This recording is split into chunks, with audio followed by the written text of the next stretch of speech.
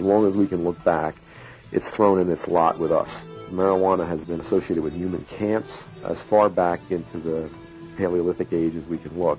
And that's very interesting. That plant, its destiny and human destiny are very intertwined. And there are few plants in the world that have been as useful to human beings. It provides an edible seed, an edible oil that can be pressed out of the seed, a very important fiber in world commerce, a medicine which has been very prominent in Europe and America over the years, and finally a psychoactive drug that's used as a recreational drug by millions of people. That's a pretty powerful way for one plant to provide for human needs. But in modern times, to merely be in the presence of this plant is a criminal offence. Millions have been and continue to be arrested.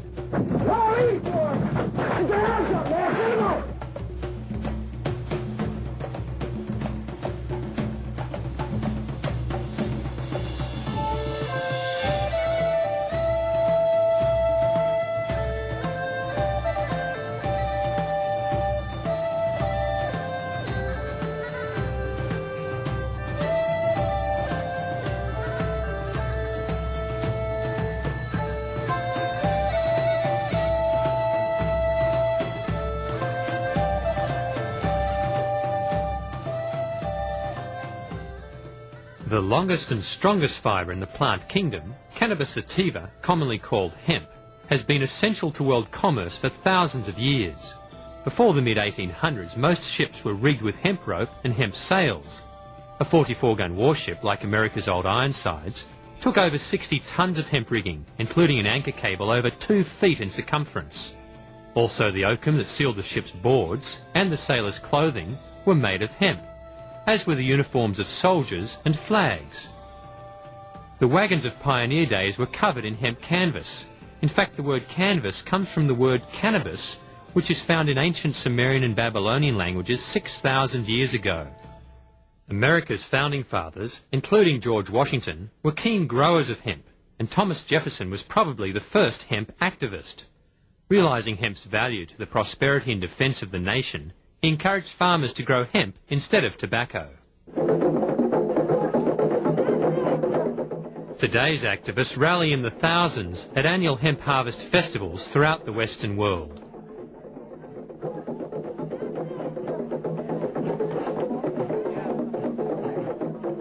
They make some pretty big and enthusiastic claims.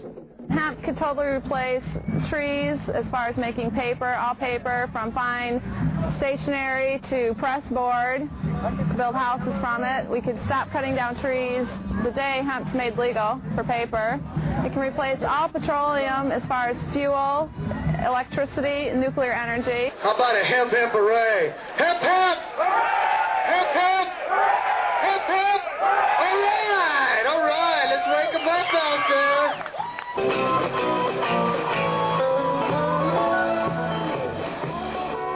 Of course, it's possible that some of these activists might have an ulterior motive, but nevertheless their claims warrant further investigation.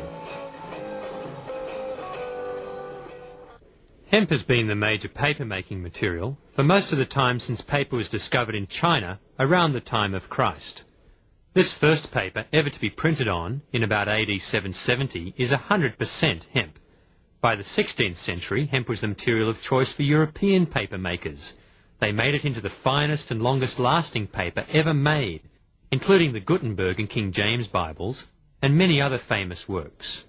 America's Declaration of Independence was also first printed on hemp paper. Most paper of this period was made from recycled hemp canvas and old rags made from various fibres. For hundreds of millions of us today, paper is a way of life. The world consumes hundreds of thousands of tons of paper each year, and to meet this demand, hundreds of thousands of acres of forest are cut down each year. It's a worldwide crisis. In southeastern Australia, vast areas of old-growth forests are being chipped and bought by Japanese companies like Harris Daishowa. Eugene Collins is a forester turned activist. Most of these forests take in the vicinity of 150 years to mature and to provide habitat for all the arboreals that require the hollows and things like that in them.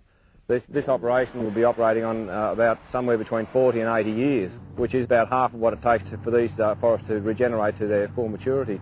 This is basically a resource grab by an industry that's in trouble. The whole operation is a biological disaster and should be stopped immediately.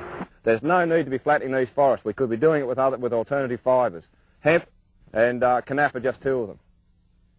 Mommy, Mommy, tell me about the trees.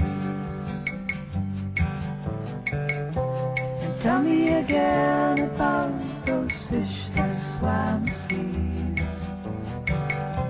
And why aren't they here for you and me? Why can't we live in harmony?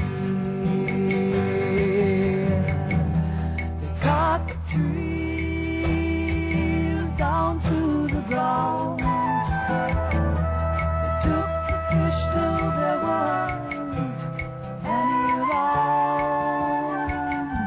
They said it was for you and me.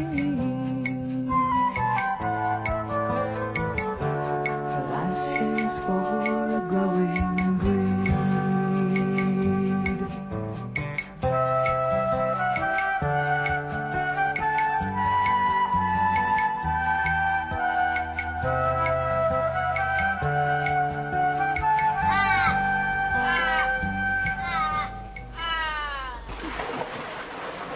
John Stall runs a hand paper making and printing business in Northern California.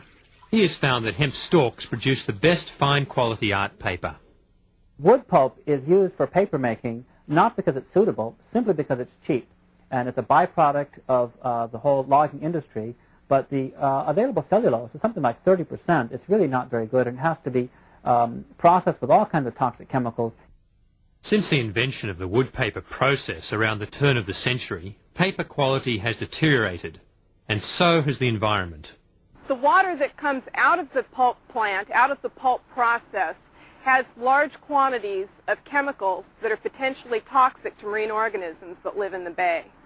Those chemicals include dioxins, they include chloroform, and a whole suite of other chlorinated organic compounds. Over 2,000 have been identified.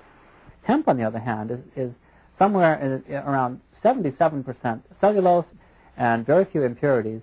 And it really is an ideal material for paper making.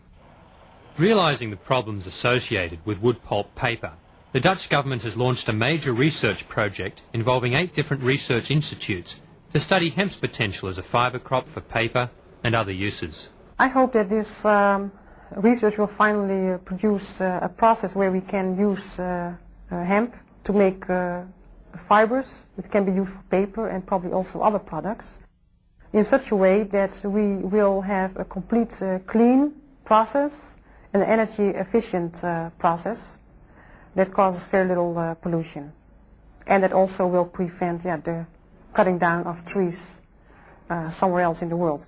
Hemp is one crop that looks promising because it is a plant that is pretty resistant to a lot of diseases, and it grows well in the Netherlands. It can be used without using pesticides. And it doesn't need very special requirements with respect to soil nutrients. It needs some fertilizer, but not that much. Normally, hemp grows the best in some warmer climates than the type of climate that we have in the Netherlands. But even in the Netherlands, hemp is growing pretty fast. The Dutch are proud of their perfect crop, 3 to 4 metres in height. Commercial hemp is also well established in France, where they have licensed farmers to grow strains that are almost drug-free. L'utilisation papotière avait réellement débuté. Cultivation for the purpose of papermaking really began around 1960. So now there are between 3,000 and 10,000 hectares. It is used to make special paper, and in particular cigarette paper. In order to make this kind of paper, you need textile fibers that are very resilient. Hemp is one of the few plants in the world that contains fibers of a very high quality.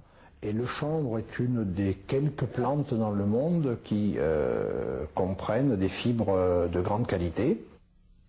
The United Kingdom licensed commercial hemp in 1993 and is already producing a variety of hemp products, including this fine writing paper. In Australia, the Tasmanian government has allowed this experimental non-drug strain crop at the instigation of Patsy Harmson. In Australia, we'd be very silly to let a crop like hemp go because it could solve a lot of our problems. One of our major problems is soil degradation, and just like in the old days when hemp was used to repair land after soil erosion, it could just as easily be used these days for repairing our own soil. It's a natural weed suppressant because of the way it grows. It grows on these tall, skinny stalks for good fibre, just with a thick canopy of leaves up above, and that just prevents anything underneath from being able to grow. The other beautiful thing about hemp is its long taproot, and the taproot binds the soil together. The nutrients in the hemp plant are concentrated in both the roots and the leaves and the flower head, and because if you're growing it for fibre, you're only removing the stalk, the roots stay in the ground and the leaves and the flower heads are returned to the soil, which means that you're returning most of your nutrients. You're only removing cellulose and water if you're growing it for paper or textiles. Here in Australia, we're virtually giving away our native forests at a price of, say, $70 to $80 a tonne. Hemp, on the other hand, could be a wonderful replacement and would fetch $400 at least a tonne. Jim Young is one of the few voices in the US paper industry calling for change. He's the executive editor of Pulp and Paper magazine. North America obviously has been blessed with an abundance of wood fiber, but the situation is changing now. We're coming to the end of the line on the virgin timber, and it's time to look at other sources of fiber to be used in the pulp and paper process here. And hemp is certainly one that should be considered for that use in future operations of our pulp and paper mills. The federal government has recognized the need for finding alternatives to wood pulp because we're running out of trees. Way back in 1916, they published Bulletin 404 from the United States Department of Agriculture suggesting hemp as an alternative for wood pulp.